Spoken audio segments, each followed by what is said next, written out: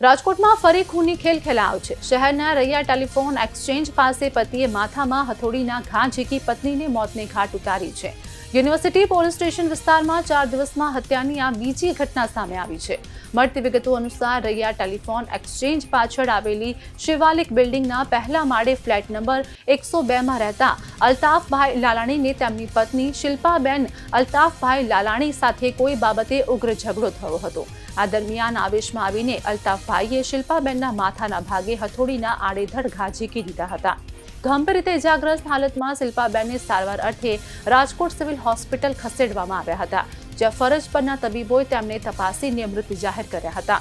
Hospital ચોકીના સ્ટાફે આ અંગે યુનિવર્સિટી પોલીસને જાણ કરતા પોલીસનો કાફલો તાત્કાલિક હોસ્પિટલ અને ઘટના સ્થળે દોડી ગયો હતો।